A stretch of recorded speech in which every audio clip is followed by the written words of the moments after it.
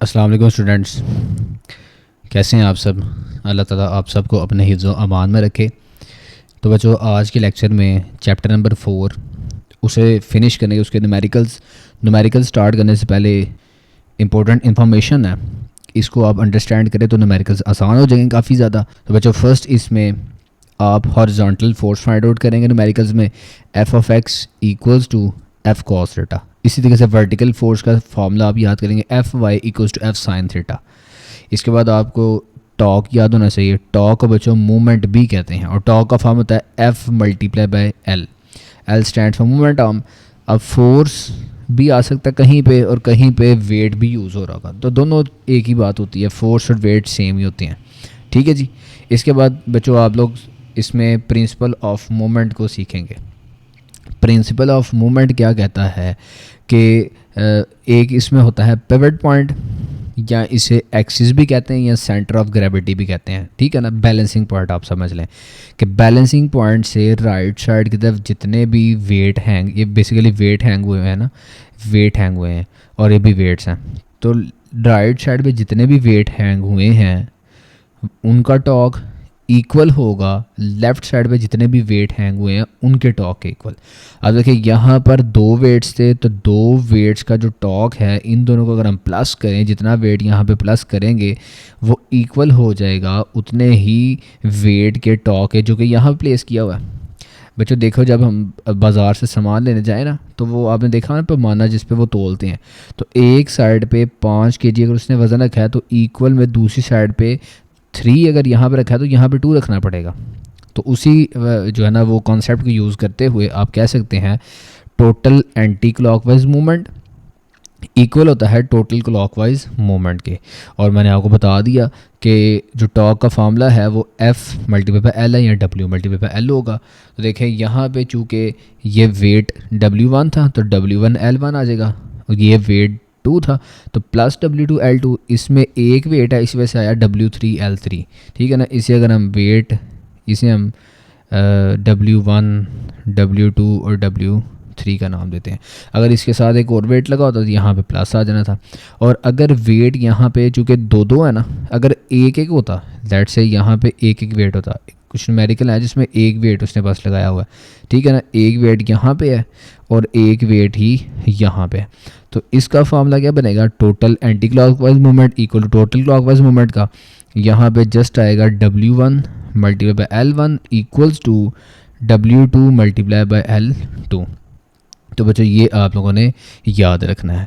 उसके बाद आप लोग याद रखेंगे यहाँ पे वेट का formula which is equals to mg, क्योंकि एक न्यूमेरिकल है ऐसा या गालिबन दो हैं जिसमें उसने वेट नहीं बताया, उसने जस्ट इसका मैस बता दिया। ठीक है कि यहाँ पर जो भी मतलब ऑब्जेक्ट रखा होगा उसका मैस जो है ना, मैस वो लेट से 20 kg है। तो चूँकि फार्मूला में वेट होता है ना, तो वेट बेसिकली क्या होता है कि वेट होता है मैस मल्टीप्लाई बाय ग्रेविटी। तो वहाँ पर फिर हम क्या करेंगे, इस फॉर्मूले को यूज़ करना पड़ेगा। तो ये आपने याद रखना है बच्चों। इसके बाद रेक्टेंगुलर कोऑर्डिनेट कंपोनेंट्स देखें, ये वाले जो हैं ये आप लोगों ने डिटेल में थोड़ा सा सीखना है। जो क्वांटिटी हमें बेसिकली दी होगी ना, जो क्वांटिटी, ये किस तरीके से बना था, ये लेट से आप समझ लेंगे ग्राफ है, ये एक ग्राफ था, इस पर ये हमें उसने फोर्स दिया था। ठीक है ना, ये फोर्स दिया हुआ था। तो उसको फिर हम उसके रेक्टेंगुलर कोऑर्डिनेट कंपोनेंट्स में रिजॉल्व करते हैं। कैसे देखें, अगर आप इसकी बात करें तो ये यहाँ से ऐसे ट्रायंगल बनानी पड़ती है हमें। ठीक है ना। ये कवर कर रहा है एक्स एक्सिस को और ये कवर कर रहा है वाई एक्सिस को। ठीक है। तो एक्स एक्सिस और वाई एक्सिस बच्चों आपने याद रखना है, एक्स एक्सिस पे एंगल बनता है कॉस थीटा एक्स एक्सिस पे, और वाई एक्सिस पे बनता है साइन थीटा। ठीक है ना। अब चूँकि ये एफ़ है तो एफ़ का जब हम तोड़ेंगे तो ये उसका आ जाएगा x component F of x जो मैंने यहाँ पे लिखा, और जब इसको बात करेंगे वाई एक्सिस पे तो यही इसका बन जाएगा एफ वाई। ठीक है ना। फोर्स है ना एफ़, अगर यहाँ पे लेट से कोई और वैल्यू होती, जैसे आपके न्यूमेरिकल्स में यहाँ पे कुछ के अंदर आएगा टी, तो जब टी की बात होगी तो यहाँ पे आ जाएगा टी एक्स, और जब वर्टिकल की बात करेंगे तो वो आ जाएगा टी वाई। अब इनके फार्मूलाज की अगर बात करें तो चूँकि मैंने आपको बताया कि x में आता है कॉज और y में आता है साइन, तो देखें यहाँ से मैंने कर दिया F X equals to F cos theta. अगर होता बच्चों टी ऑफ x तो उसका फार्मूला क्या बनना था, टी कॉज थीटा। इसी तरीके से F of Y F sine theta, तो टी वाई क्या जाना था, टी साइन थीटा। तो ये कॉन्सेप्ट आपने याद रखना है, यूज़ हो रहा है। इसके बाद एक और कॉन्सेप्ट, लास्ट कॉन्सेप्ट है, बाकी सारे न्यूमेरिकल इंशाल्लाह आपके ऑटोमेटिकली सॉल्व होंगे आपसे। लास्ट कॉन्सेप्ट के अंदर बच्चों उसमें आएगा, लेट से एक पिक्चर उसमें होगी और ये किसी रोप के साथ या स्ट्रिंग के साथ ना सीलिंग के साथ अटैच होगी, ठीक है ना, और दूसरा यहाँ पे डाउनवर्ड फोर्स इस पर लग रही होगी। अब देखें पिक्चर जो है उसे हमने लटकाया हुआ है, तो ये स्ट्रिंग है, स्ट्रिंग के ऊपर दबाव है ना कुछ वज़न आया हुआ है, किसका, इस बोर्ड का या कोई भी पिक्चर जो हमने हैंग की है। तो बच्चों आपने बात याद रखनी है कि जब ये पिक्चर हिल नहीं रही, मूव नहीं कर रही, और चूंकि ये पिक्चर जो है वो इसका कुछ ना कुछ वेट और ये डाउनवर्ड है, तो इस पर जो फोर्सेस है ना वो इक्वल हैं। कौन सी फोर्स, एक जिसने इसको ऊपर उठा कर रखा हुआ है, टेंशन, रस्सी में टेंशन होती है, टेंशन से बाद उस पर दबाव होता है, तो एक फोर्स अपवर्ड लग रही है और अपवर्ड फोर्स कौन सी है, टेंशन है, और एक फोर्स लग रही है डाउनवर्ड, और डाउनवर्ड कौन सी है, वेट। ये दोनों बराबर हैं, तो पिक्चर जो है हमारी इस टाइम स्टेबल है, ठीक है ना। और आपने फिर इसमें याद रखना है, लेट से यहाँ पे हमने एक स्ट्रिंग से अटैच किया हुआ है, अगर यहाँ पे दो स्ट्रिंग्स होती, हो सकता है ना, दो स्ट्रिंग से अटैच किया हमने, ठीक है, और यहाँ पे भी वेट डाउनवर्ड लग रहा है, तो बच्चों दो स्ट्रिंग्स ये वाली हैं। इस दफ़ा देखें तो अप साइड के ऊपर दो स्ट्रिंग्स हैं और डाउनवर्ड एक है, तो मैंने आपको बताया कि दोनों फोर्सेस एक दूसरे के इक्वल होती हैं। ऊपर जो फोर्स लग रही है वो बराबर होगी नीचे वाली फोर्स के, नीचे वाली फोर्स तो वेट है विच इज़ डब्ल्यू। अब ऊपर वाली जो फोर्स है ना, इसमें ये भी है और ये भी है, तो इन दोनों का कंबाइन T1 कर देंगे प्लस T2 कर देंगे, दो है ना स्ट्रिंग्स, एक पे टेंशन T1 एक पे टेंशन T2। जो वेट है 200, अगर मैं कहता हूँ इसका वेट 200 है, तो 100 वज़न इसने उठाया और 100 वज़न इसने उठाया, तो उसी तरीके से T1 plus T2 equals to total आ जाएगा W के इक्वल। ये आ जाता है इसके, हम कह लेते हैं इसके वर्टिकल, क्योंकि देखें ये इस तरीके से बात हो रही है। जब आप इस तरीके की बात करते हैं तो वहाँ पर वर्टिकल कंपोनेंट्स आते हैं, ठीक है, वर्टिकल कंपोनेंट्स, वर्टिकल कंपोनेंट्स, ठीक है ना। वर्टिकल कंपोनेंट्स में क्या आता है, वाई एक्सिस।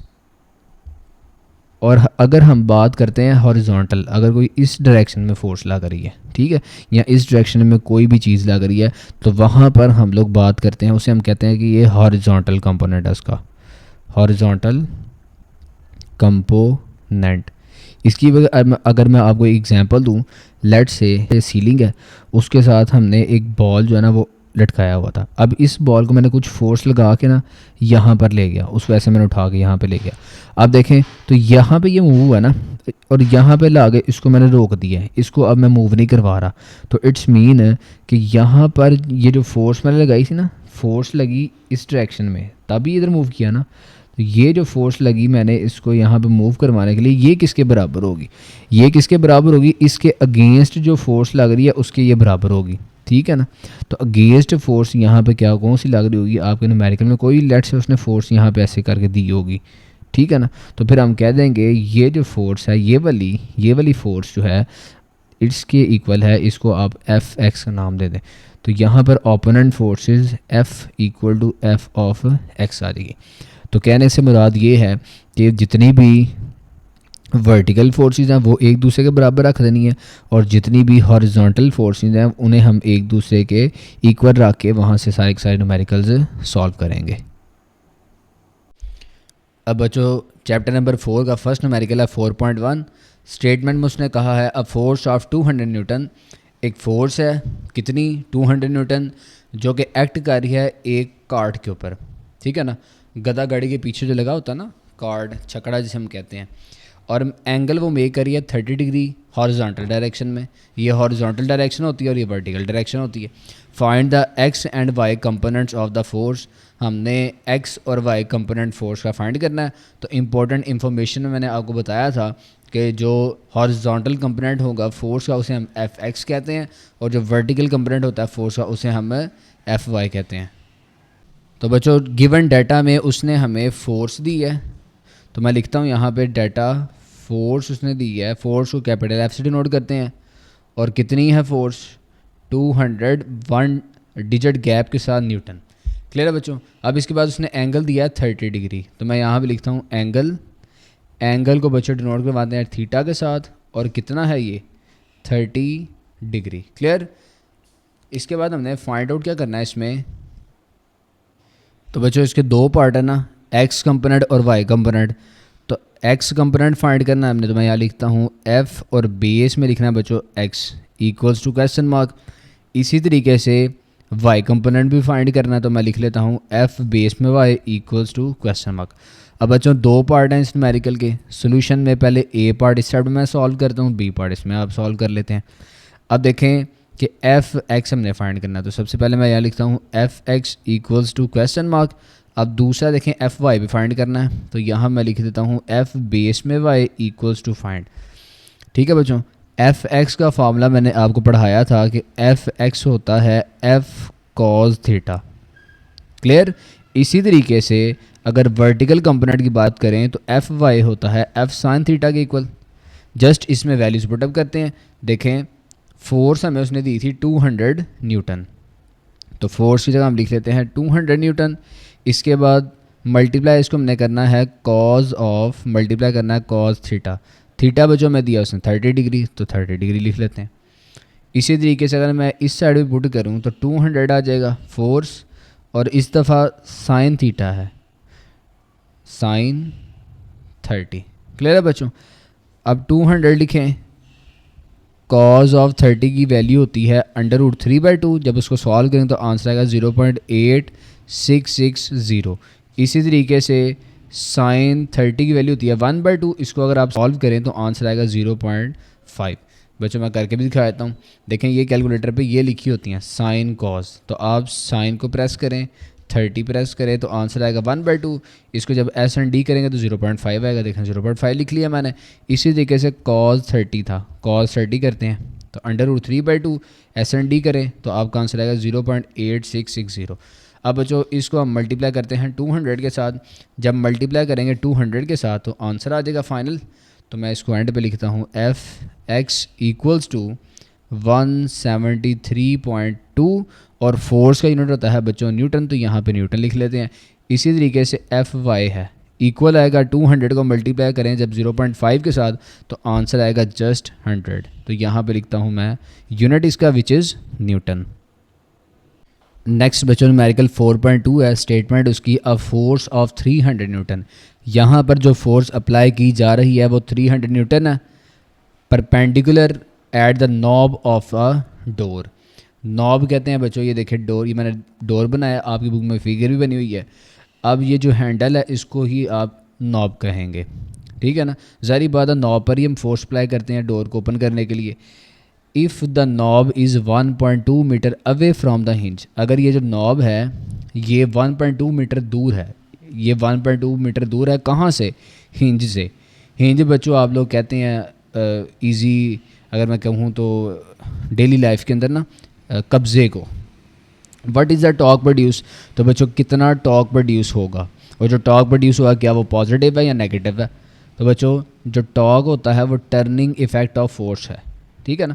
ऐसी फोर्स जिसकी वजह से कोई टर्न प्रोड्यूस हो। अब हिंज सारी बात, इसको ओपन करेंगे तो टर्निंग प्रोड्यूस हो रही है, क्लियर है ना। तो इसके अंदर डाटा में देखें फोर्स दी है, तो लिखते हैं force equals to capital F equals to आ जाएगा बच्चों 300 न्यूटन कैपिटल एन के साथ। और दूसरी वैल्यू उसमें दी है हमें उसने लेंथ, देखिए लेंथ ही है ना कितनी 1.2 मीटर, तो दूसरी चीज़ इसने हमें दी है लेंथ। तो मैं यहाँ लिखता हूँ लेंथ, जिसको बच्चों अगर हम टॉर्क के केस में बात करें ना उसे मूवमेंट आर्म भी कहते हैं, ठीक है। तो लेंथ कह लें या मूवमेंट आर्म कह लें, दोनों ही वैलिड होंगे। तो फिर भी बहरहाल जो बुक में उसने कहा है हम मूवमेंट आर्म ही कह लेते हैं उसको। मूवमेंट आर्म इक्वल्स टू उसने स्मॉल एल से डिनोट किया हुआ है जो कि है 1.2 मीटर। अब बच्चों फाइंड इसमें हमने करना है टॉर्क, तो लिखता हूँ मैं यहाँ टॉर्क इक्वल्स टू, इस तरीके का कुछ साइन होता है इसका, इक्वल्स टू क्वेश्चन मार्क कर लेते हैं। क्लियर? तो बच्चों मैंने सोल्यूशन लिखा है, एज में टॉक का फॉर्मूला लिखते हैं। तो टॉक का फॉर्मूला मैंने आपको पढ़ाया था F मल्टीप्लाई बाय L। तो बच्चों जस्ट इसमें वैल्यूज़ पुटअप करते हैं, आंसर आ जाएगा। पुट वैल्यूज़ लिख दिया मैंने, 4 से 300 को हम मल्टीप्लाई करेंगे लेंथ के साथ विच इज़ 1.2। तो बच्चों यहाँ से टॉर्क फाइंड हो जाएगा। तो मैं यहाँ लिखता हूँ टॉर्क इक्वल्स टू, इसको जब सॉल्व करेंगे तो आंसर आएगा इसका 360। और बच्चों टॉर्क का जो यूनिट होता है ना वो न्यूटन, न्यूटन के साथ अगेन 1 डिजिट गैप दे के मीटर। ठीक है ना? एक इजी वे भी आपको बता दूँ, देखें फोर्स का यूनिट होता है न्यूटन और लेंथ का मीटर। तो एट द एंड इनको कंबाइन करके देखें तो न्यूटन मीटर इसका यूनिट बन गया। अब देखें ये टॉर्क की वैल्यू पॉजिटिव आई कि नेगेटिव आई है? पॉजिटिव है ना, इसका साइन देखें प्लस का। तो हम कह लेंगे इज़ इट पॉजिटिव और नेगेटिव टॉर्क। तो यहाँ पे हम लिख लेते हैं पॉजिटिव, पॉजिटिव। क्लियर है बच्चों? अब बच्चों थर्ड न्यूमेरिकल है, स्टेटमेंट इसकी 2 weights are hanging from a metre rule. 2 weights हैं, ये देखें फिगर में उसने शो किया है, जो कि डिफरेंट पोजीशंस के ऊपर उसने हैंग किए हैं, लटकाए हुए हैं। If the metre rule is balanced, अगर ये जो मीटर रूल है ये बैलेंस है, इट्स मीन कि वो नीचे नहीं गिर रहा। और बैलेंस कहाँ पे है? सेंटर ऑफ ग्रेविटी पे। ये पिवट पॉइंट है, यहाँ पर जो है वो मीटर रूल है, ये बैलेंस है ना। ये इस साइड पे गिर रहा है ना इस साइड पे गिर रहा है, बिल्कुल बैलेंस है। Find the unknown weight. अब देखें एक तरफ उसने वेट जो लगाया हुआ है ना वो 4 न्यूटन है और 30 सेंटीमीटर है वो सेंटर ऑफ ग्रेविटी से। अब जो वेट ये वाला है वो 40 सेंटीमीटर है सेंटर ऑफ ग्रेविटी। वो पूछ रहा है ये वेट कितना होगा कि जो हमारा मीटर रूल है वो बैलेंस रहेगा। तो बच्चों गिवन डाटा के अंदर हम देखें तो फिगर से डाटा इस दफ़ा देखना पड़ेगा। इसमें लेंथ दी है, तो लेंथ इक्वल टू, ये इसे हम L1 कह लेते हैं क्योंकि 2 लेंथ है ना, ये आ जाएगी 40 सेंटीमीटर। इसी तरीके से देखें तो ये उसने लेंथ दी है, इसे भी लेंथ कहते हैं हम लेंथ, लेकिन इसे हम L2 कह लेते हैं, इक्वल्स टू आ जाएगी 30 सेंटीमीटर। ठीक है बच्चों? अब देखें 2 वेट दिए हैं, ये जो वेट है ना वेट इक्वल्स टू W1 इसे कहते हैं, और इसे इसने W का नाम दिया, इसे हम W वेट कह देते हैं जनरली। ठीक है ना? और इधर अगर हम लिखना चाहें तो इसे फर्स्ट वेट भी कह सकते हैं, इसे फर्स्ट लेंथ कह लेते हैं, इसे सेकंड लेंथ कह लेते हैं, डिफरेंशिएट करने के लिए। बाकी ऐसा कोई इसका मसला नहीं है। अब देखें सेकंड वेट उसने दिया था, सेकंड वेट कितना था? इक्वल्स टू W2 कहते हैं, और वो उसने दिया था हमें 4 न्यूटन। ठीक है बच्चों? फाइंड हमने क्या करना है इसमें? फर्स्ट वेट फाइंड करना है, फर्स्ट वेट, और उसे हमने किसके पर रखा है?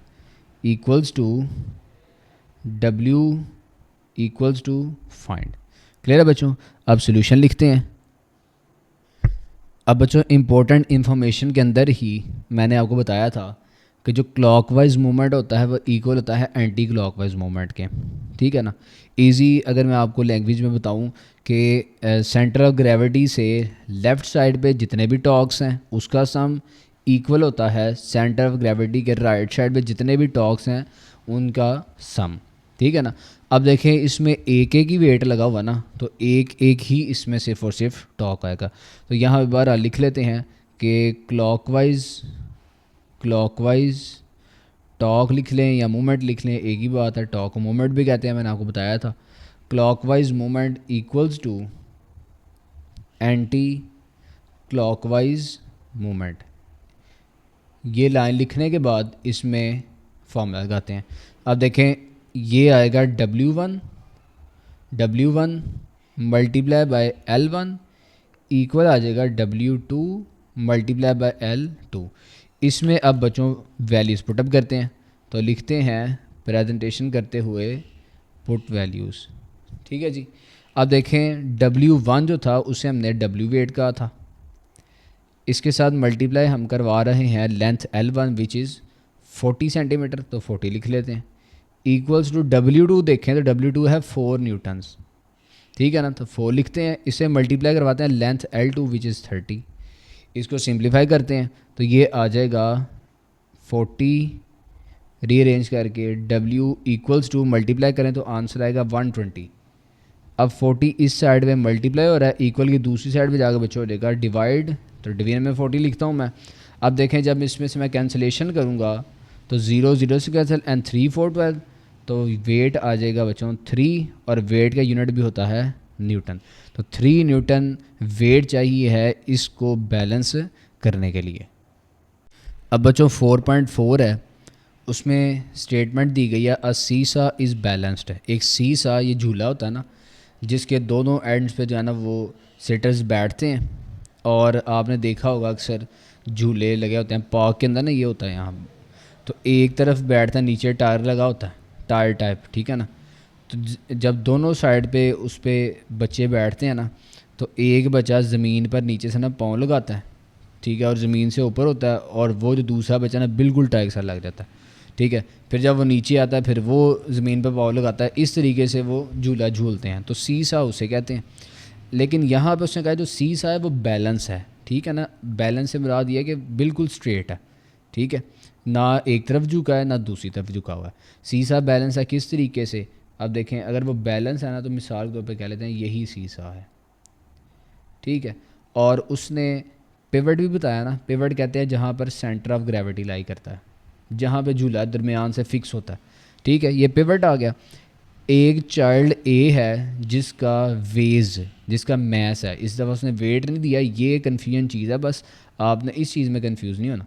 अब देखें ये अगर मैं आपको कहता हूँ ना कि ये एक जो था वो चाइल्ड ए था, ये चाइल्ड ए है, ठीक है, चाइल्ड ए है, और इसका जो वेट है ना, वेज सॉरी वेट नहीं, वेज से मुराद है मैस, क्योंकि केजी में दिया है ना, अगर वेट होता तो वो न्यूटन में दिया होता तो उसने, तो 30 केजी है, ठीक है बच्चों, 30 केजी मैस होता है, किलोग्राम मैस का यूनिट है, इतना है। और वो सेंटर से पिवट से 2 मीटर जो है ना वो अवे है, 2 मीटर दूर है, तो 2 मीटर का फासला है इसका पिवट से। उसी दूसरी तरफ अगर देखें तो चाइल्ड जो बी है ना, चाइल्ड बी, वो उसका जो मैस है वो 40 केजी है, मैस उसका मैस आएगा बच्चों 40 केजी, चाइल्ड बी ए वाला, और वो 1.5 मीटर दूर है, थोड़ा सा कम, वो 2 न्यूटन था, वो 2 मीटर था, और ये 1.5 मीटर, ठीक है ना बच्चों। अब उसने कहा है इसमें calculate the total movement on each side, her side का हमने टोटल मूवमेंट फाइंड करना है, और फिर बताना है जो सीसा है वो बैलेंस है कि नहीं है। तो बच्चों मूवमेंट से क्या मुराद होता है कि हमने टॉर्क फाइंड करना है, तो इट्स मीन यहाँ पर हमने क्लॉकवाइज टॉर्क फाइंड करना है और एंटी क्लॉकवाइज टॉर्क फाइंड करना है, ठीक है। या टॉर्क ए फाइंड करना है, क्योंकि चाइल्ड ए है तो फिर हम टॉक ए कहते हैं, और टॉक बी फाइंड करना है। दोनों टॉक अगर बराबर आ जाएंगे तो सीसा बैलेंस होगा, नहीं आएगा तो हम कहेंगे सीसा इज़ नॉट बैलेंस। तो बच्चों डाटा में मैंने लिख लिया है मैस ए का मैस है, चाइल्ड ए जो था उसका मैस ए था 30 किलोग्राम, इसके बाद मैस बी, चाइल्ड बी का जो मैस है वो 40 किलोग्राम दिया है। लेंथ ए देखें, लेंथ जो ए है वो 2 मीटर है, और लेंथ बी जो है वो 1.5 मीटर है।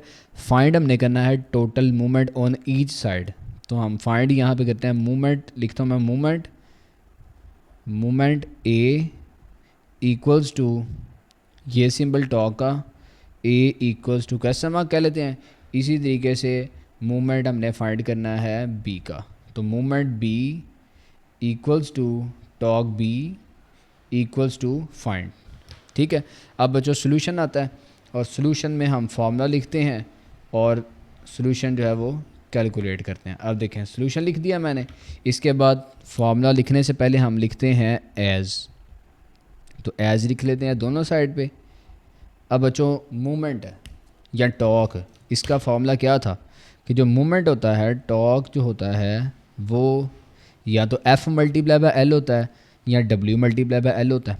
आप देखें यहाँ पे करते हैं डब्ल्यू मल्टीप्लाई बाय एल, ठीक है ना। अब देखें डब्ल्यू या तो इसे हम डब्ल्यू ए कह लेते हैं और एल ए कहते हैं। इसी तरीके से टॉक बी या movement B equals to W B multiply by L B. अब देखें तो एल ए भी मौजूद है, एल बी मौजूद है, डब्ल्यू नहीं मौजूद। डब्ल्यू होता है वेट, लेकिन जो वेट है ना वेट बच्चों, वेट का फार्मूला होता है W equals to M G, ठीक है ना। तो यहाँ पे मैं सेंटर में फार्मूला लिख रहा हूँ W equals to M G. और मैंने आपको ये इन्फॉर्मेशन में भी बताया था कि डब्ल्यू जो होता है वो एम जी के बराबर होता है, ठीक है ना।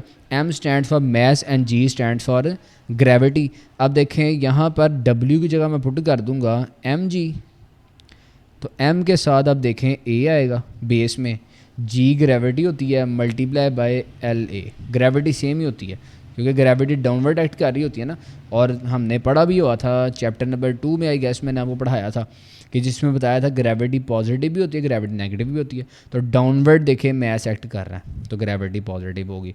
इसी तरीके से यहाँ भी पुटअप करते हैं, तो M B G multiply by L B, ठीक है ना। तो इसमें बच्चों अब वैल्यूज़ पुटअप करनी पड़नी है, तो यहाँ पे लिख लेते हैं पुट वैल्यूज़। अब मैं देखें इसको पैरेलल चला रहा हूँ ना आमने सामने, तो सेंटर में मैं लिखता जा रहा हूँ। अब यहाँ पे जब मैं वैल्यू पुट करूँगा एम ए, मैस ए कितना था 30, तो मैंने लिख दिया 30। ग्रेविटी की वैल्यू बच्चों 10 होती है, ज़ुबानी आप लोगों ने याद रखनी होती है। और लेंथ ए है 2 मीटर। क्लियर है। तो बच्चों यहाँ से मूवमेंट ए जो फाइंड हो गया है 30 मल्टीप्लाई बाई 10 300 मल्टीप्लाई बाई 2, तो ये आ जाएगा 600। और टॉर्क या मूवमेंट का यूनिट होता है न्यूटन मीटर। अब यहाँ पे वैल्यूज पुट करते हैं, तो इक्वल टू मैस बी है 40, ग्रेविटी होती है बच्चों 10, और जो लेंथ बी दी है उसने वो 1.5 है।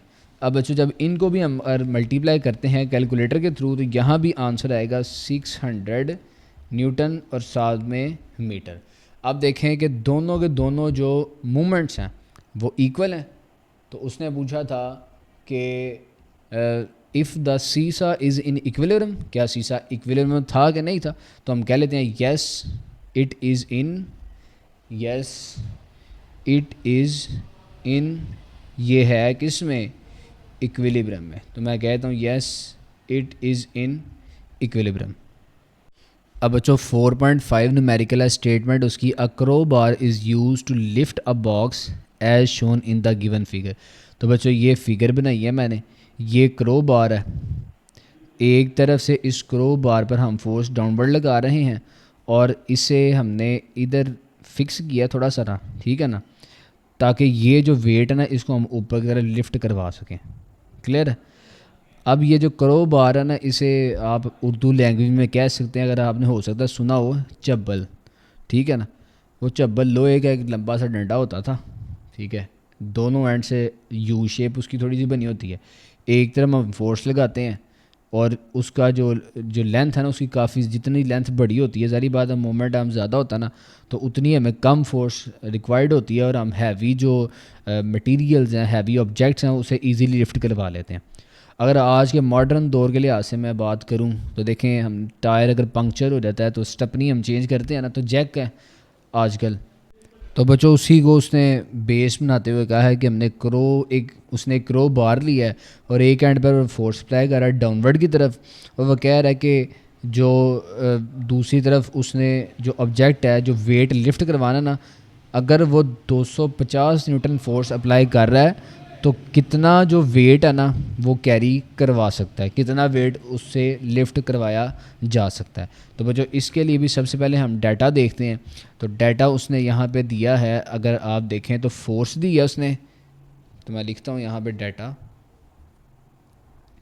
डाटा में बच्चों फोर्स दी है जो कि डाउनवर्ड लग रही थी, तो हम लिख लेते हैं फोर्स, और फोर्स को बच्चों हम एफ से डिनोट करवाते हैं जो कि है 250 न्यूटन्स, ठीक है ना। अब ये देखें कि ये फोर्स है, तो इस लेंथ को हम L1 कह लेते हैं। तो length equals to L1 equals to आ जाती है बच्चों 30 सेंटीमीटर। इसके बाद देखें तो ये एक स्मॉल लेंथ है ना, तो इसे लेंथ कहते हैं हम L2 इक्वल्स टू आ जाएगी 5 सेंटीमीटर। और बच्चों हमने क्या फाइंड करना है, हमने फाइंड करना है वेट, ठीक है ना। तो weight equals to small w equals to question mark. तो बच्चों मैंने फाइंड लिख दिया, सोल्यूशन लिख दिया। अब एज में देखें यहाँ पर कौन सा फार्मूला यूज़ होगा। तो बारहा पढ़ लिया हमने प्रिंसिपल ऑफ मूवमेंट, जो ये कहता है clockwise movement equal to anti clockwise movement होता है। तो बेशक आप यहाँ पे लिख लें using principle of movement, using principle of movement. Principle of movement use करते हैं clockwise movement equal to anti clockwise movement. अब देखें तो यहाँ से वेट उसने दिया ना, तो W मल्टीप्लाई बाय इसकी लेंथ देखें इसके साथ कौन सी है, तो L2 है। W multiply by L2 equals to, इसके बाद देखो तो फोर्स है ना, तो F मल्टीप्लाई बाय और 4 के साथ लेंथ कौन सी है 30, 30 को हमने L1 का है, L1 कह लेते हैं। तो बच्चों इसमें वैल्यूज़ पुटअप करते हैं, आंसर फाइंड आउट हो जाएगा। लिख लिया मैंने यहाँ पे पुट वैल्यूज़। अब पुट वैल्यूज़ में देखें तो W फाइंड आउट करने ये ऐसे ही रहेगा, मल्टीप्लाई बाय लेंथ L2 है 5, तो मैंने 5 लिख लिया, इक्वल्स टू में फोर्स उसने दी है 250 और इसको मल्टीप्लाई करना है L1 के साथ विच इज़ 30। ठीक है, तो कांस्टेंट पहले 5W इक्वल्स टू, जब इसको मल्टीप्लाई करेंगे तो आंसर आ जाता है 7500। अब देखें तो 5 मल्टीप्लाई हो रहा है W के साथ, इक्वल की जब दूसरी साइड पे आएगा तो डिवीजन हो जाएगी 5 के साथ। तो बच्चों यहाँ से वेट फाइंड हो जाएगा 1500 और वेट का यूनिट होता है न्यूटन, तो मैंने न्यूटन इसके साथ मेंशन कर दिया। 4.6 न्यूमेरिकल बच्चों इंतहाई आसान न्यूमेरिकल ये भी। 30 सेंटीमीटर लॉन्ग स्पैनर, स्पैनर कहते हैं जिससे हम जो पेच वगैरह ओपन करते हैं ना, is used to open the nut of the car, और उससे हम जो कार का एक नट है उसको ओपन कर रहे हैं। टॉर्क रिक्वायर्ड है for it is, torque 150 newton metre required है इसके लिए। तो वो पूछ रहा है कि कितनी फोर्स हम अप्लाई करेंगे स्पैनर के ऊपर। ठीक है ना, ये फिगर भी बनाई हुई है मैंने। अब देखें तो इसके अंदर आप लोग डाटा लिखते हैं। डाटा में मैंने लिख लिया है लेंथ उसने दिया है 30 सेंटीमीटर, लेंथ मैंने 30 सेंटीमीटर लिख ली है। टॉर्क उसने दिया था 150 न्यूटन मीटर, फाइंड के लिए उसने कहा कि फोर्स फाइंड करते हैं। ठीक है ना बच्चों, अब इसमें एक ही मिस्टेक है जो बच्चे करेंगे लेकिन आप लोगों ने नहीं करनी। ये देखें ये मीटर में है और ये सेंटीमीटर में है। जब यूनिट्स जो हैं वो इक्वल ना हो तो फिर हम जनरल यूनिट में कन्वर्ट करते हैं। तो सेंटीमीटर को कन्वर्ट करना पड़ेगा मीटर में, तो डिवाइड करते हैं इसको 100 के साथ, तो आंसर आएगा 0.03 मीटर। ठीक है बच्चों, अब देखें कि इसके अंदर हमने फाइंड आउट क्या करना है, इसमें हमने फाइंड करना है फोर्स। ठीक है ना, तो इसको जब डिवाइड करेंगे तो आंसर आएगा 0.3 मीटर। ठीक है, अब एज फार्मूला आप लोग लिखेंगे यहाँ पे टॉर्क का ही, तो टॉर्क होता है torque equals to F multiply by L।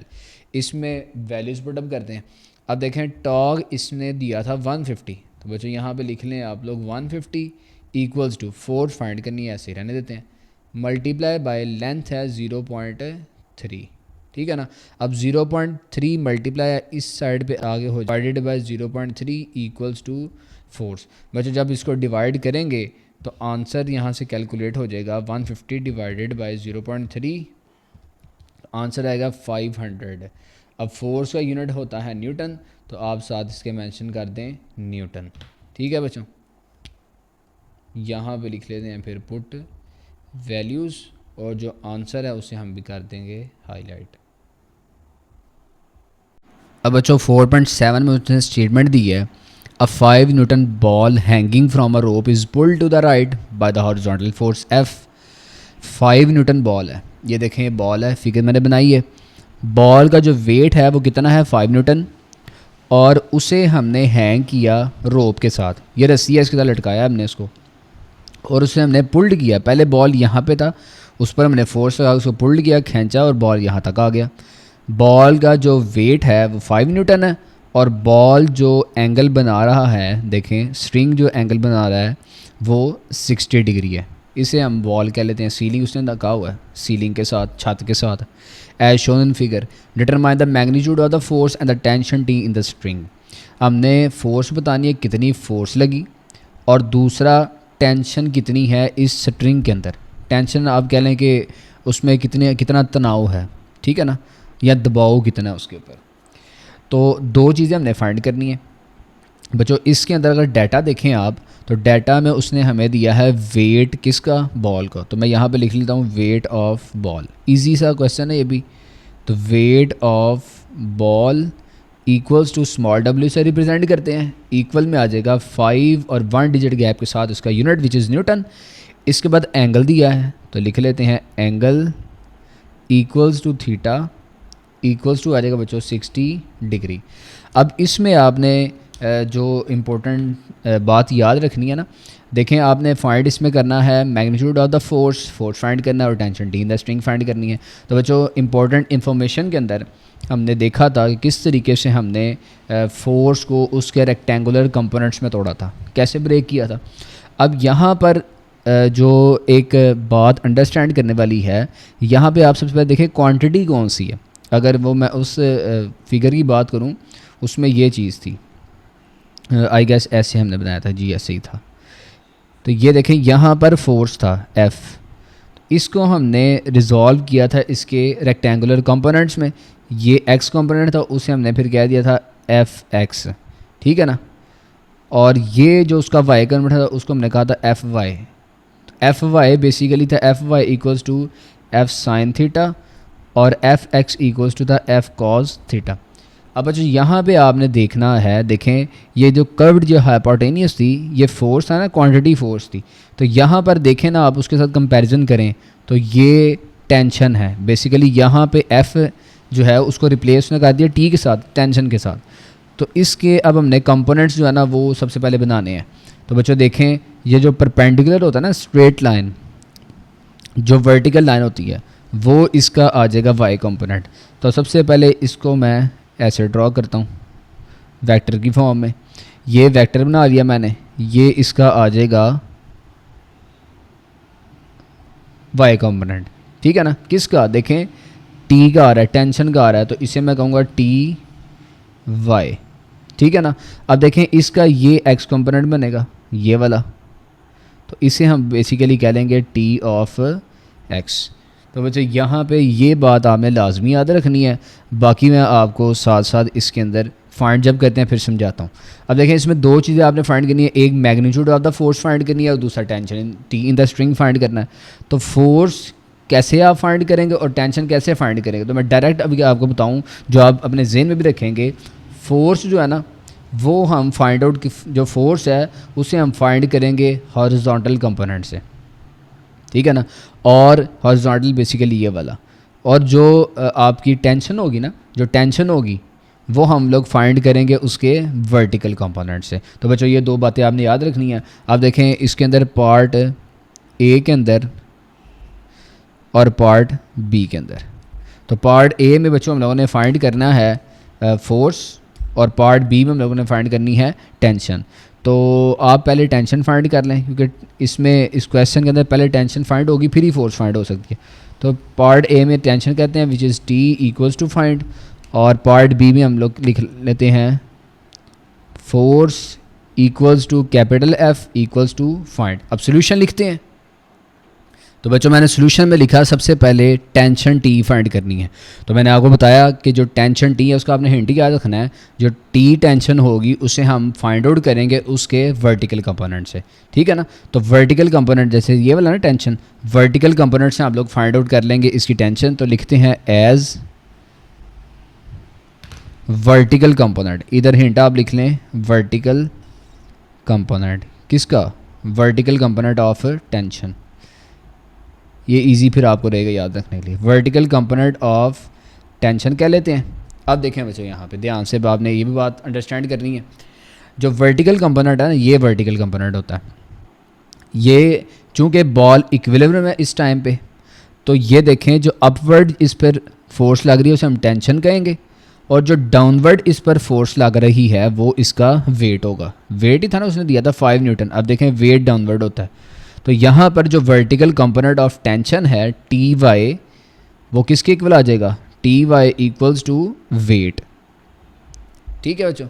अब टी वाई को आप रिजॉल्व करें, T Y equals to T sine theta होता है इक्वल्स टू आ जाएगा डब्ल्यू। बच्चों इसमें वैल्यूज़ पुटअप करते हैं और आंसर फाइंड आउट कर लेते हैं। तो लिखिए आप यहाँ पे पुट वैल्यूज़ कह लेते हैं।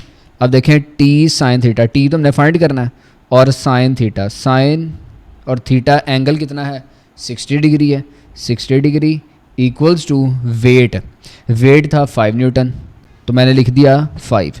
अब देखें टी 5 साइन थीटा मल्टीप्लाई हो रहा है, इक्वल के दूसरी साइड पे आगे बच्चों यहाँ पे हो जाएगा divide, sine of 60 equals to 5 divided by sine 60 की वैल्यू होती है 0.8660।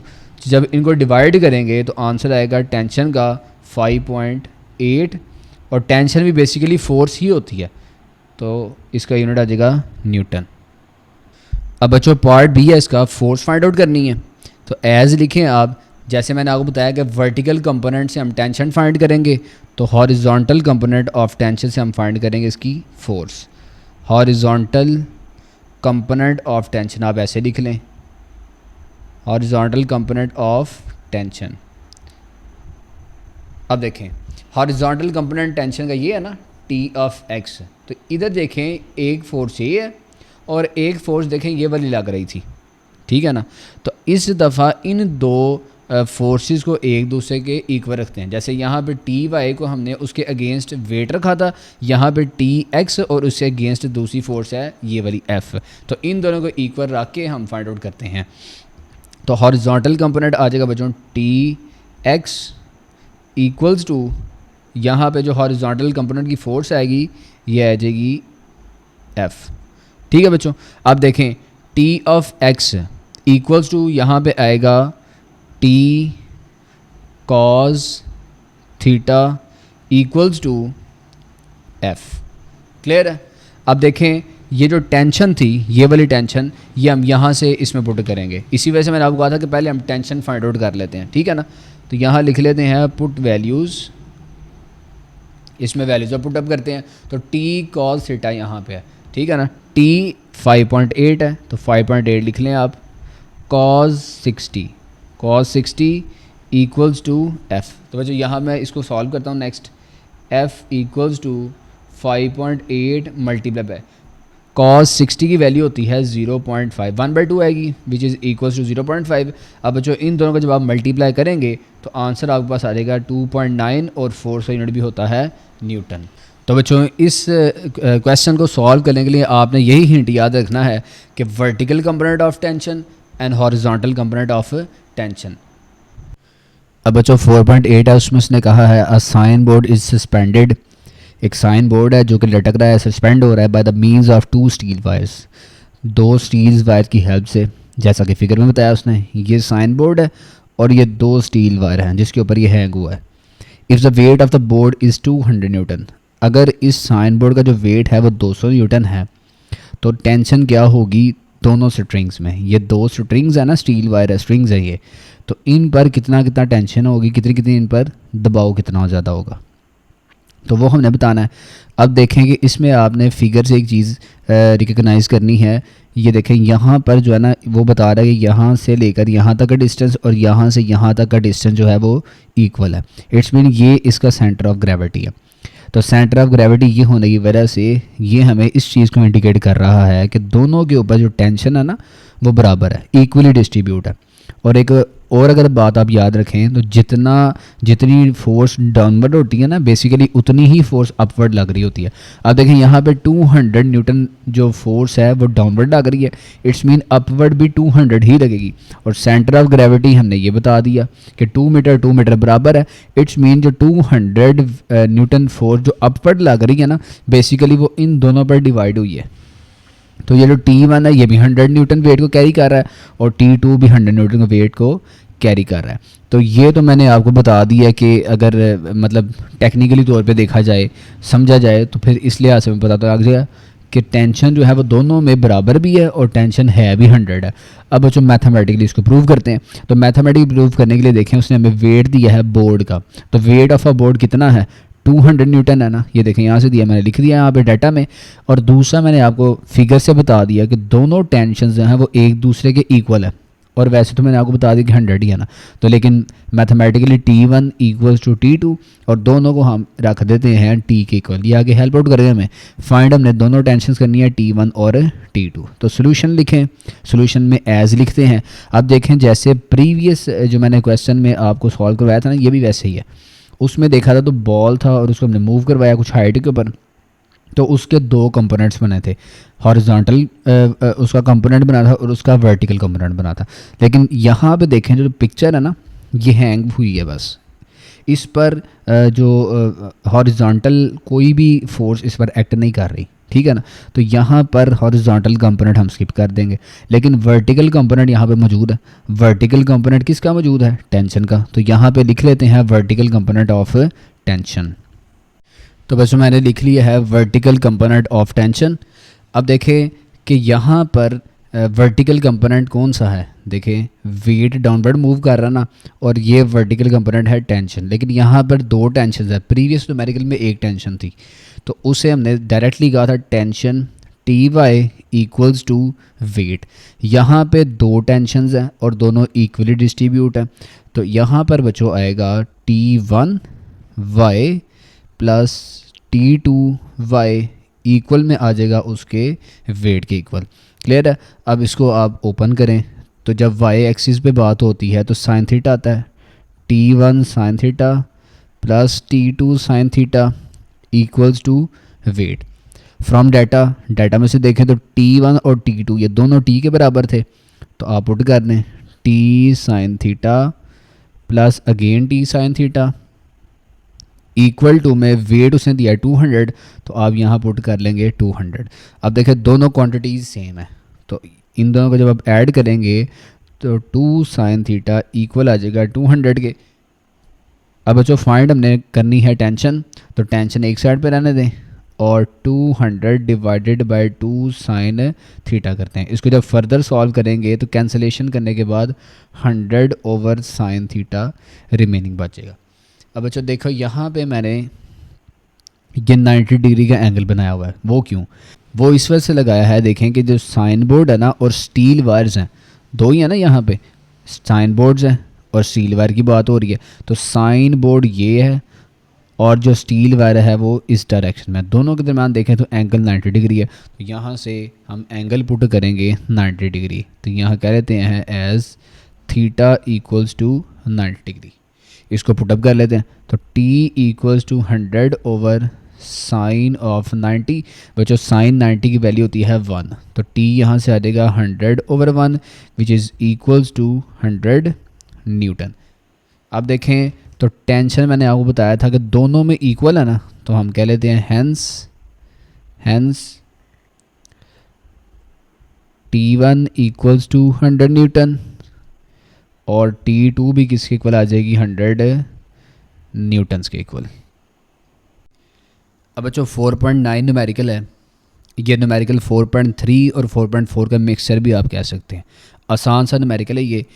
One girl of 30 kg mass, एक गर्ल है जिसका मैस जो है वो 30 kg है और वो बैठी है 1.6 metre from the axis of a seesaw झूला, उसके एक्सिस 6 मीटर जो है ना वो अवे बैठी है। एक और गर्ल है जो कि उस झूला बैठना चाह रही है और उसका जो मैस है वो 40 kg है। अब देखें वो उसमें इस क्वेश्चन में वो पूछ रहा है कि वो कहाँ पर बैठेगी कि जो सीसा है वो इक्विलिब्रियम में ही रहे, तो how far away from the axis. अब इसे अगर मैं डायग्रामेटिकली आपको बताऊँ तो लेट्स से ये सीसा है और ये इसका एक्सिस कह लेते हैं, ठीक है ना, एक्सिस।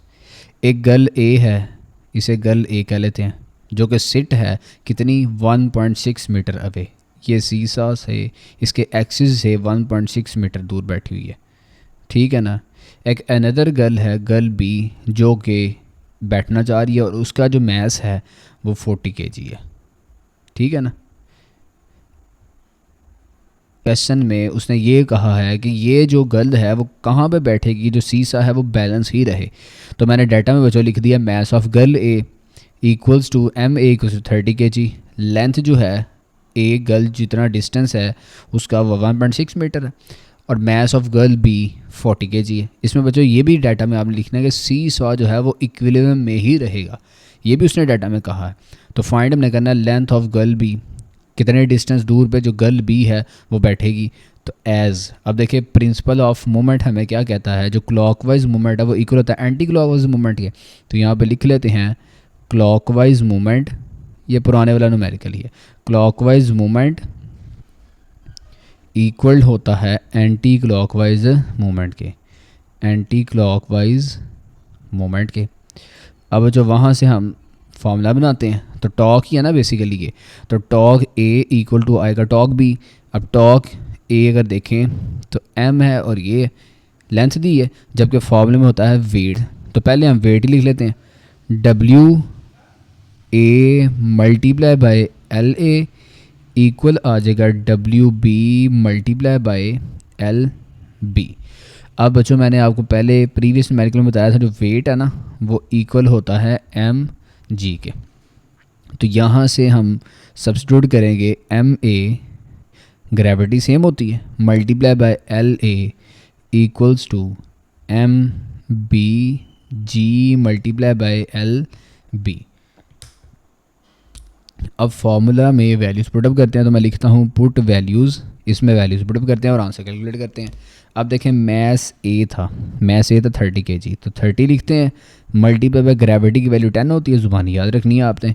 इसके बाद देखें लेंथ ए है 1.6 equals to mass B 40, gravity है 10 और एल बी हमने फाइंड करना है। यहाँ पे इसको ऐसे ही रहने देते हैं, इन तीनों को मल्टीप्लाई करते हैं, 30 मल्टीप्लाई 10 300 मल्टीप्लाई बाय 1.6। जब इसको मल्टीप्लाई करेंगे बच्चों तो आंसर आएगा 480 इक्वल टू में 40 को मल्टीप्लाई करें 10 से तो आंसर आएगा 400 और साथ में लेंथ बी। अब देखें 400 मल्टीप्लाई इक्वल के दूसरी साइड पे आगे डिवाइड होगा, 480 बाय 400 इक्वल टू आएगा लेंथ बी। जब इसको हम डिवाइड करेंगे बच्चों तो ये लेंथ जो बनेगी ना बी गर्ल की, जितना वो दूर बैठे और जो झूला है वो भी इक्विलिब्रियम में रहे, वो आएगी इनको डिवाइड करने से 1.2 और इसका यूनिट साथ मेंशन हम करेंगे मीटर। अब बच्चों लास्ट न्यूमेरिकल इसका 4.10, इसमें हमने फाइंड करनी है टेंशन इन ईच स्ट्रिंग। यहाँ पे 2 स्ट्रिंग्स है, इसमें टेंशन फाइंड करनी है। If the block weight 150 newton, ये ब्लॉक है जिसका वेट है 120 newton, acting downward, weight downward पे एक्ट करता है, और जो एंगल बना रहा है दीवार के साथ या सीलिंग के साथ वो 60 डिग्री है। बच्चों यहाँ पे ईच स्ट्रिंग, यहाँ पे 2 टेंशन्स है, एक स्ट्रिंग ये कह लें आप और ये स्ट्रिंग ये वाली कह लें। इस स्ट्रिंग में टेंशन T1 कह लेते हैं, इस स्ट्रिंग में टेंशन हम कह लेते हैं T2, ठीक है ना। इसको अगर रिजॉल्व करें हम तो ये कुछ इस तरीके से इसके कंपोनेंट्स बन जाएंगे, ये बन जाएगा और एक ये बन जाएगा, ठीक है ना, रेक्टेंगुलर कंपोनेंट्स। अब बच्चों हम लोगों ने हमें वेट उसने दिया 150 न्यूटन और एंगल दिया उसने 60, फाइंड हमने करना है टेंशन T1 एंड T2, इसमें कितनी टेंशन है और इसमें कितनी टेंशन है। तो सोल्यूशन में पहले हम फाइंड करते हैं T1, टेंशन T1 फाइंड करते हैं। अब देखें जो टेंशन T1 है ना ये कहाँ पर लग रही है, ये अगर आप देखें तो ये चूँकि ये हाइट की ही बात हो रही है ना, वर्टिकल की बात हो रही है, तो यहाँ पर T1 फाइंड करने के लिए हम क्या करेंगे कि वर्टिकल कंपोनेंट लेंगे T1 का, और जब हमने फाइंड करनी होगी T2 टेंशन, तो T2 टेंशन फाइंड करने देखें T2 जो है वो हॉरिजॉन्टली है, तो जब T2 फाइंड करनी होगी तो हम हॉरिजॉन्टल कंपोनेंट लेंगे T2 का। अब सबसे पहले हम लिखते हैं tension T1 equal to find as vertical component of tension T1। तो वर्टिकल कंपोनेंट टेंशन T1 का जो वर्टिकल कंपोनेंट है देखिए T1 अपवर्ड और इसका जो ऑपोजिट कंपोनेंट है वो क्या आएगा weight which is acting downward. तो यहाँ से वर्टिकल कंपोनेंट हम कर लेते हैं T1 y इक्वल आ जाएगा बच्चों वेट के W के इक्वल। अब इसको एक्सपेंड करें तो T1 y है, y जब ओपन करेंगे तो साइन थीटा आएगा, T1 sine theta equals to W, ठीक है ना। अब इसमें वैल्यूज़ पुटअप करते हैं, तो देखें T1 sine of angle 60 degree है इक्वल टू में वेट उसने दिया था हमें 150 न्यूटन। अब टेंशन फाइंड करनी है T1, तो साइन 60 दूसरी साइड पे जाके हम कर देते हैं डिवाइड साइन ऑफ 60। साइन 60 की वैल्यू बचे 0.8660 होता है। जब इन दोनों को हम डिवाइड करेंगे कैलकुलेटर के थ्रू तो आंसर आ जाएगा 173.2 न्यूटन। तो टेंशन T1 हमने फाइंड कर ली 173.2 और साथ में इसका यूनिट विच इज़ न्यूटन।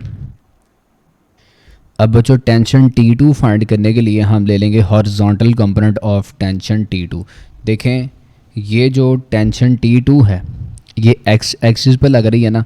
अब देखें एक्स एक्सिस पे ये टेंशन है, इसके अगेंस्ट अगर देखें तो ये यहाँ पर एक फोर्स लग रही होगी। तो यहाँ पर फोर्स अगर हम देखें तो ये कंपोनेंट लग रहा है और ये T1 है ना, T1 का ये था, T1 को जब हमने रिजॉल्व किया तो ये T1 और ये वाला आ जाएगा T1x। तो बेसिकली ये जो T2 है ये किसके इक्वल आएगा, T1x के। तो यहाँ पे लिखते हैं horizontal component of tension T2 ये किसके बराबर आएगा, तो T2 बच्चों आ जाएगा इक्वल आएगा T1x के इक्वल। तो T1x को एक्सपेंड करते हैं तो T1 cos थीटा पुट करते हैं वैल्यूज़। तो T1 जो था यहाँ से फाइंड किया 173.2 Newton multiply by cause of 60 degree. Cos 60 की वैल्यू बच्चों होती है 173.2 और cos 60 वैल्यू होती है 0.5। जब इन दोनों को कैलकुलेटर के थ्रू हम मल्टीप्लाई करेंगे तो आंसर आ जाएगा 86.6 और इसका यूनिट साथ मेंशन करते हैं विच इज़ न्यूटन। तो बच्चों यहाँ पर आपके तमाम के तमाम न्यूमेरिकल्स फिनिश हो चुके हैं। नेक्स्ट वीडियो में इंशाल्लाह चैप्टर नंबर 5 के न्यूमेरिकल्स हम फिनिश करेंगे।